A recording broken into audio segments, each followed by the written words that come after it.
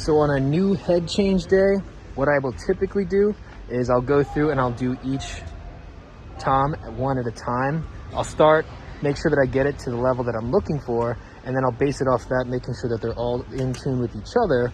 And I'll actually use a pitch pipe app to make sure that I go through between, and they'll actually hit a specific note that I'm looking for with relative sound, you know, tuning within the range of the drum itself, with the top three and then the bottom two floor toms there. So one at a time, I'll pull it off, go down, tune it, bring it back up, make sure everything's connected properly, and I'll go into the next one.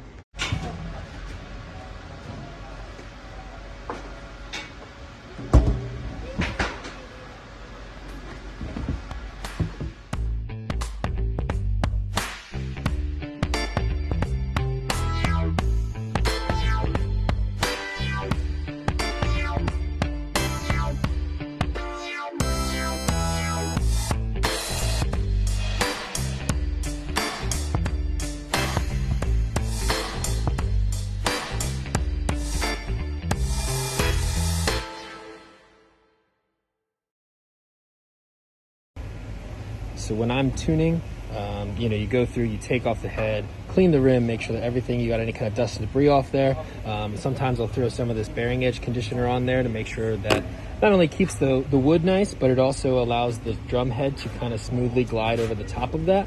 But the tuning pattern that I do, a lot of people do the star one where you just keep going around, but eventually that works itself into like a very weird offset tension spot. So what I typically recommend is always going the opposite of what the last one that you had done. So for example, you have start here, then you go straight across. Then you're gonna go to say 9 o'clock to 3 o'clock. Then back to the top, so say 11 to 5. Then you're gonna go from about 2 to 7, finish it off on that one. So you're always gonna cross the opposite length of what you just did.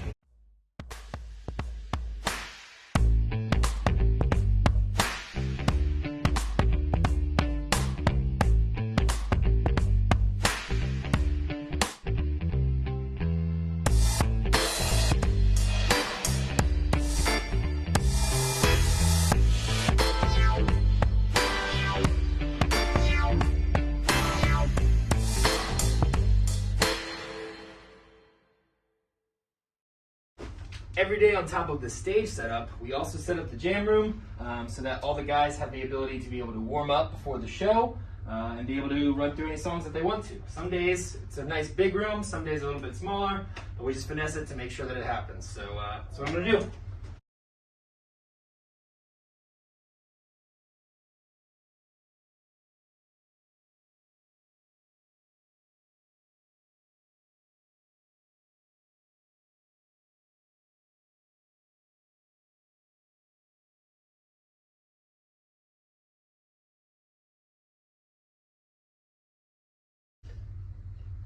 And then once it's set up, just make sure that everything plays. And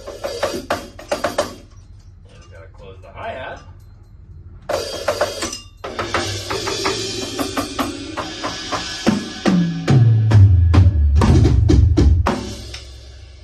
There you go. All right, here is my cymbal cleaning routine.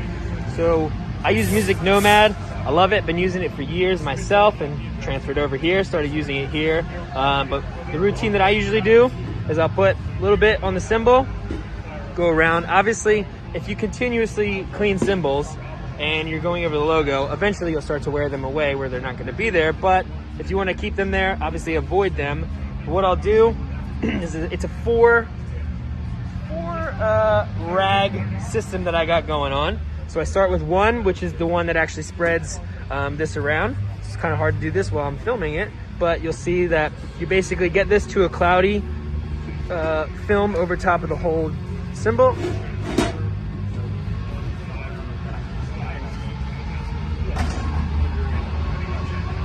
Sometimes the overhead lights go out and you're working in the dark, but that's what headlamps and lights are for. But you get a nice film on the actual cymbal. Then I'll go through with a buffing towel. I'll go through, gets a good clean on it, and then I have two separate microfiber cloths.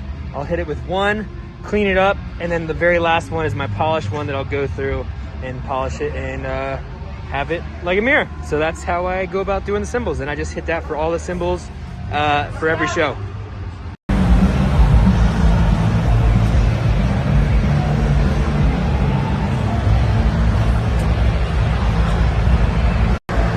Last check before show.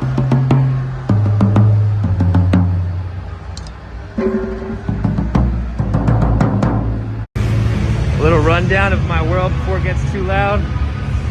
Almost showtime. Got plenty of waters to keep them hydrated. Backup snare. This is a set of GoPros we'll use throughout the show. All organized there. Got everything over here. They're charged and ready to go. We got vibes. And we got a drum set that's ready to get played in a couple minutes. It's too dark to see, but heck yeah.